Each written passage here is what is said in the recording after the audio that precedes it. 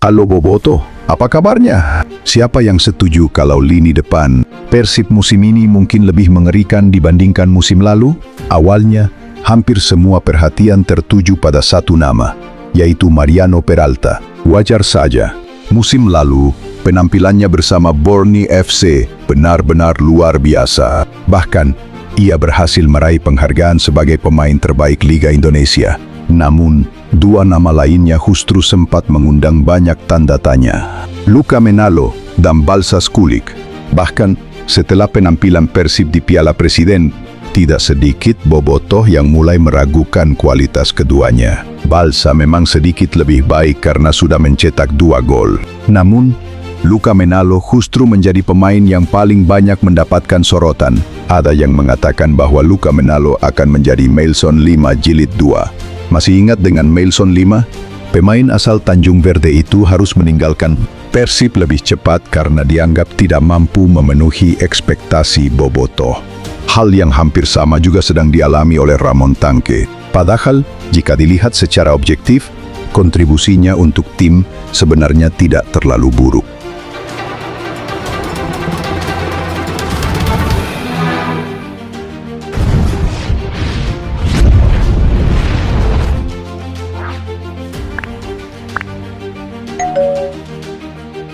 Lalu, apakah Luka Menalo akan bernasib sama? Ternyata, jawabannya mungkin tidak. Pertandingan melawan Sabah FF dalam ajang Dewata Challenge seolah memberikan gambaran yang berbeda. Untuk pertama kalinya, bobotoh mulai melihat kualitas asli Luka Menalo. Pergerakannya mulai lebih cair, kesempatannya mulai terlihat, kemampuannya membuka ruang juga mulai muncul. Bahkan, ia berhasil mencetak 1 gol. Sementara itu, Mariano Peralta juga kembali menunjukkan kualitasnya. Meskipun golnya tercipta melalui tendangan penalti, kontribusinya dalam membangun serangan tetap sangat penting. Di sisi lain, Balsa Skulik juga tampil cukup efektif. Yang paling menarik bukanlah jumlah gol yang mereka cetak. Yang paling menarik adalah kombinasi di antara ketiganya. Pergerakan tanpa bola, pertukaran posisi, umpan-umpan pendek, kecepatan dalam melakukan transisi, semuanya terlihat semakin padu seolah-olah mereka sudah bermain bersama selama bertahun-tahun. Pertahanan Sabah FC beberapa kali dibuat kebingungan. Mereka dipaksa untuk terus bergerak mengikuti perpindahan posisi ketiga pemain depan Persib tersebut. Dan inilah yang membuat saya mulai berpikir bahwa Persib mungkin telah menemukan trisula maut yang baru. Namun, pertanyaannya adalah, apakah hanya 3 pemain itu saja yang akan menjadi andalan Persib musim ini? Jawabannya tentu tidak. Persib masih memiliki banyak pemain berkualitas di lini, terutama penyerang sayap yang cepat dan berbahaya. Ada Beckham Putra, Nugraha, ada William Barros, ada Sadil Ramdhani, ada Ragnar Orat Manggoen, dan jika Febri Haryadi bisa pulih dan balik lagi kepada top form dan kebugarannya, serta kembali menemukan sentuhannya, tentu membuat penyerang sayap Persib semakin memiliki kedalaman yang sangat mumpuni. Semuanya adalah pemain yang memiliki karakter. Berbeda, Beckham memiliki kreativitas yang luar biasa. Sadil memiliki kecepatan dan kemampuan menusuk dari sisi lapangan. Ragnar mempunyai pengalaman dan kemampuan membaca permainan. William Barros dikenal sebagai pemain yang kuat dalam duel. Sementara Berginho memiliki kemampuan individu yang sangat baik. Bayangkan jika semua pemain tersebut berada dalam kondisi terbaiknya. Bayangkan jika semuanya terhindar dari cedera. Bayangkan jika mereka mendapatkan menit bermain yang cukup. Persib bukan hanya memiliki 1 trisula maut. Mungkin Persib bisa memiliki 2, bahkan 3 kombinasi trisula maut yang berbeda. Inilah yang membuat Persib menjadi sangat berbahaya.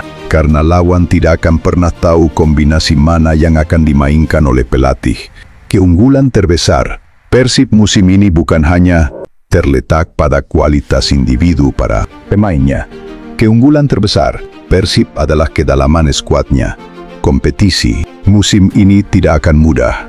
Seperti diberitakan di berbagai media bahwa Persib bermain di 4 atau 5 kompetisi sekaligus, ada jadwal yang padat, ada rotasi pemain, ada risiko kelelahan. Karena itulah, memiliki banyak penyerang berkualitas adalah sebuah keuntungan yang sangat besar. Persib tidak lagi bergantung pada 1 atau 2 pemain saja. Jika satu pemain mengalami penurunan performa, masih ada pemain lain yang siap menggantikannya. Ini adalah sesuatu yang jarang dimiliki klub lain. Jika semua berjalan sesuai harapan, bukan tidak mungkin Persib akan menjadi salah satu tim dengan produktivitas gol tertinggi musim ini. Namun, ada satu hal yang mungkin luput dari perhatian banyak. Bobotoh, penguatan Persib musim ini ternyata tidak hanya terjadi di lini depan. Ada kabar yang cukup menarik. Persib dirumorkan sedang mendekati seorang penjaga gawang berpaspor Eropa yang diharapkan bisa menjadi pelapis yang sepadan untuk Teja Pakualam, bahkan mungkin memiliki kualitas yang lebih baik dibandingkan para penjaga gawang yang saat ini dimiliki Persib. Jika rumor tersebut benar, maka Persib akan memiliki kedalaman skuad yang jauh lebih merata, bukan hanya di bawah Mister Gawang. Lini belakang Persib juga terlihat sangat solid. Setelah mempertahankan Matricardi, Julio Cesar, Kakang Rudianto, serta Dion Mark, Persib kedatangan Mutombo, dan kini longkar bek Jangkung asal Kroasia pun sangat siap menjaga lini belakang. Persib begitu pun bek sentral kiri dan kanan Eliano punya tandem yang sepadan dengan datangnya Sandy Walsh, baik di sektor bek tengah maupun di sisi sayap. Persib memiliki pemain-pemain yang tangguh, berpengalaman, dan mampu menjaga keseimbangan permainan. Sementara itu, lini tengah Persib juga tidak kalah mengilap. Nama-nama lama yang tetap dipertahankan seperti Mark Klok, Adam Alis, Deddy Kusnandar, Tom Haje, serta Luciano Guaichosea, kini diperkuat dengan kehadiran gelandang kawakan asal Jepang, Gakuto Notsuda, membuat lini tengah Persib makin diperhitungkan.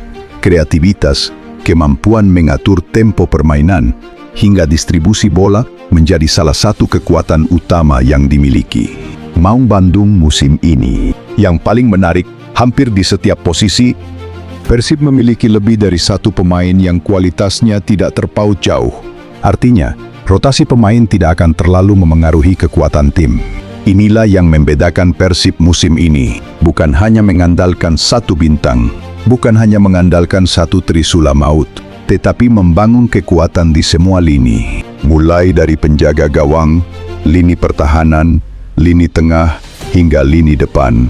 Jika seluruh pemain mampu menjaga konsistensi, terhindar dari cedera, serta mampu mempertahankan performa terbaiknya, bukan tidak mungkin Persib akan menjadi salah satu tim paling komplit di Indonesia.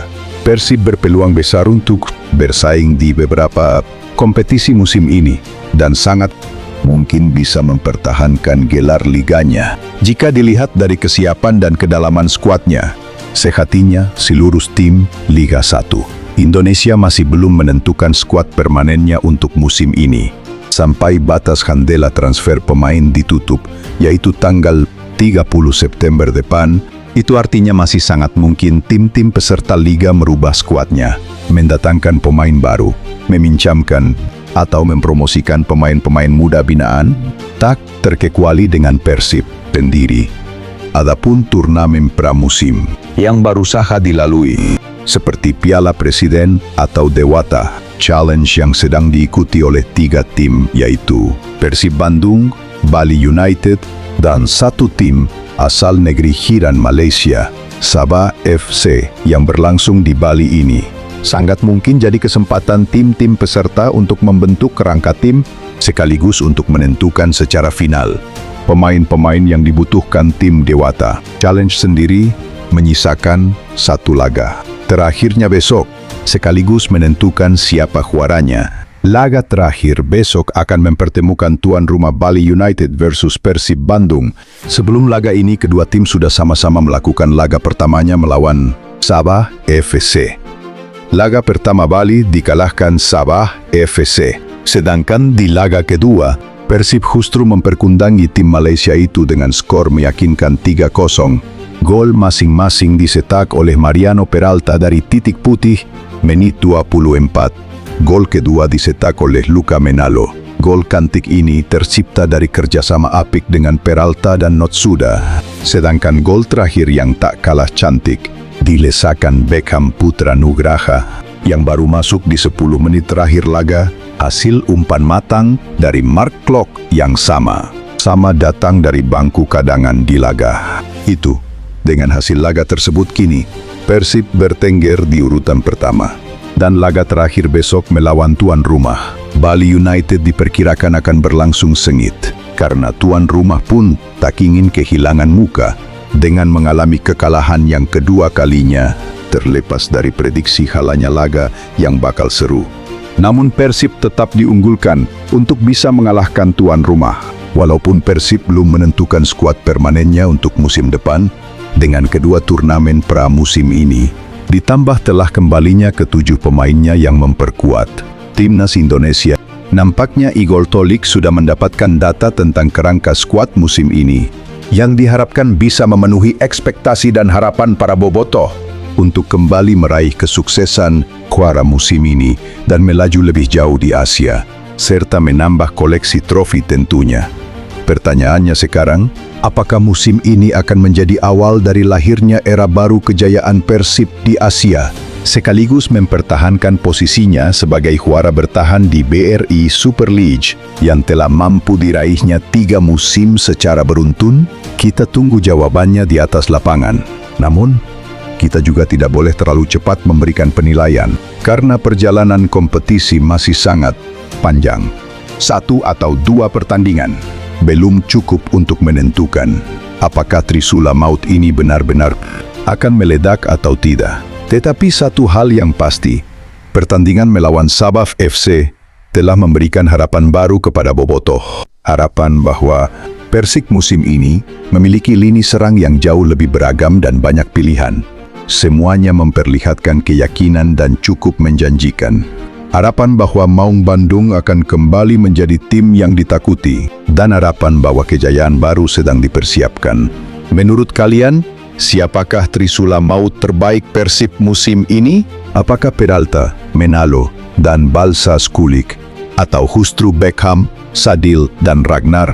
Atau kombinasi trio Brasil Berginho, Barros, dan Ramon Tanque yang sangat mungkin kembali menemukan ketajamannya? Tulis pendapat kalian di kolom komentar. Jangan lupa like, subscribe, dan bagikan video ini kepada sesama bobotoh. Terima kasih sudah menyimak video ini. Sampai jumpa di video berikutnya. Salam Satu Biru. Merdeka, hayo Indonesia, merdeka!